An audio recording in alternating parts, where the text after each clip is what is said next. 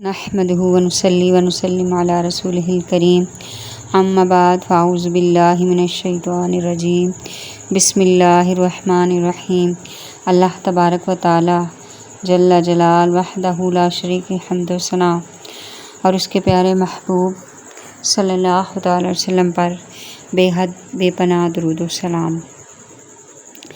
قرآن کی آیتوں سے ملتا ہے نور، قرآن کی آیتوں سے ملتا ہے نور، عالم بنو تاکہ ہو دل پر سرور، عالم بنو تاکہ ہو دل پر سرور، جاہل رہے تو سچ سے دور، جاہل رہے تو سچ سے دور، یہ دل میں سکون نہ آنکھوں میں نور، نہ دل میں سکون نہ آنکھوں میں نور، عالم کی زباں میں حکمت کی بات، جاہل کی زباں میں صرف اختلاف، فرق ہے دونوں میں جیسے دن رات، عالم ہے رحمت، جہالت ہے ہلاکت کی ذات۔ استغفر اللہ ربی من کل ذنب واتوب الیہ۔ آج بات کریں گے عالم اور جاہل کے بارے میں۔ عالم اور جاہل کے بارے میں۔ علم اور جہالت کے درمیان فرق قرآن و حدیث میں کئی مقامات پر بیان کیا گیا ہے۔ ایک عالم اور جاہل کی مثال ایسی ہے جیسے روشنی اور اندھیرا۔ اسلام میں علم کی فضیلت بہت بلند ہے اور علماء کرام کو خاص مقام حاصل ہے۔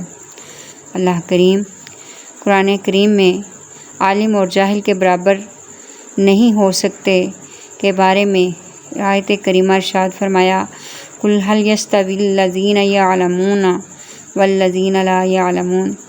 اے محمد صلی اللہ علیہ وسلم، اے پیارے محبوب، آپ فرما دیجئے، کیا علم والے اور بے علم برابر ہو سکتے ہیں؟ اللہ تعالیٰ علم والوں کو بلند درجات عطا فرماتا ہے۔ فرمایا، یرفع الذین آمنوا منکم والذین اوتوا العلم۔ اللہ اکبر، بلندی درجات ہے۔ جس کے پاس علم نہیں اس کی زبان زیادہ اور عمل کم ہوتا ہے۔ اللہ اکبر، سبحان اللہ۔ یہ اللہ تبارک و تعالیٰ کی شان و عظمت ہے کہ جو علم والوں کو مقام و مرتبے عطا فرماتا ہے۔ علم کا خوف دل میں پیدا ہوتا ہے۔ سبحان اللہ۔ انما یخشی اللہ من عبادہ العلماء۔ اللہ سے اس کے بندوں میں وہی ڈرتے ہیں جو علم والے ہیں۔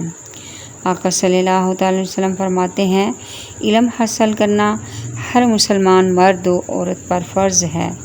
اللہ اکبر۔ ہمارے ہاں دنیاوی ڈگریاں، دنیاوی علم حاصل کرنا ہی سب کچھ سمجھ لیا گیا ہے، حالانکہ علم دین کا علم ہے، قرآن کا علم ہے، حدیث کا علم ہے، اور وہ علوم جو ہم پر حاصل کرنے فرض ہیں ان کا علم ہے، ان کا علم حاصل کرنا فرض قرار دیا گیا۔ حتیٰ کہ کئی حدیث مبارکہ میں فرمایا گیا کہ ماں کی گود سے لے کر گور تک علم حاصل کرو۔ سبحان اللہ۔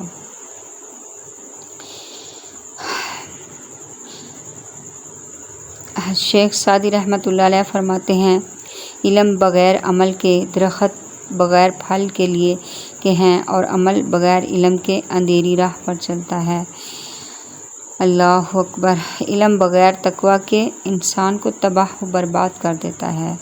مولانا روم رحمۃ اللہ علیہ فرماتے ہیں، علم وہ نور ہے جو دل کو منور کرتا ہے، جو دل کو روشن کرتا ہے، جو دل کو روشنی بخشتا ہے، اور جہالت وہ دھواں ہے، وہ تاریکی ہے جو دل کو سیاہ کر دیتا ہے۔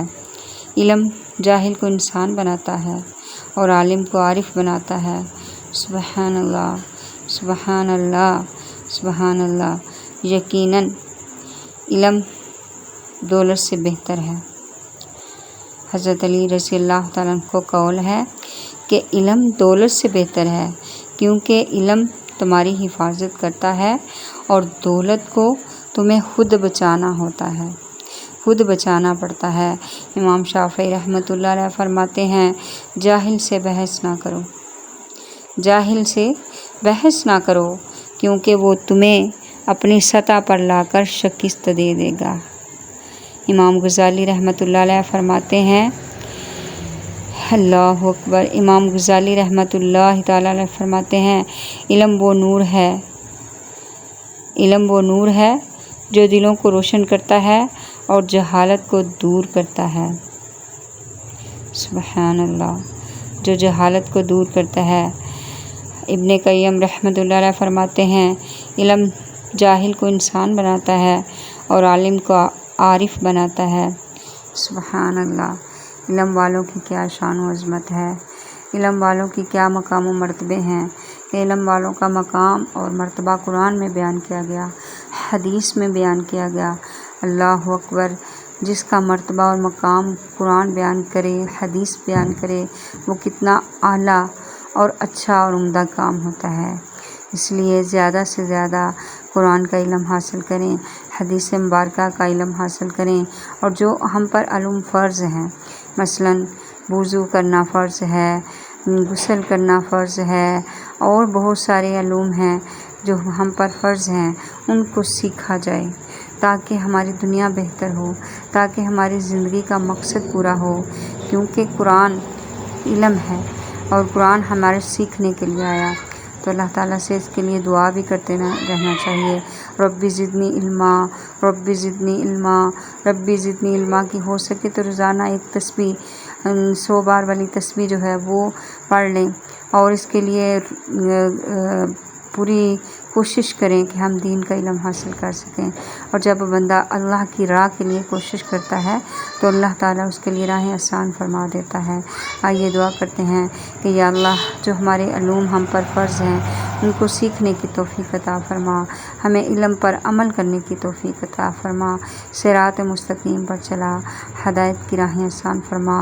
اے اللہ، جو بیمار ہیں ان کو صحت دے، جو مقروض ہیں ان کو قرضوں سے خلاصی عطا فرما، جو بے روزگار ہیں ان کو رزق حلال عطا فرما، جو بے اولاد ہیں ان کو نیک اور صالح اولاد عطا فرما، جن کی اولادیں نافرمان ہیں ان کو فرما بردار بنا کر ان والدین کی آنکھوں کی ٹھنڈک بنا۔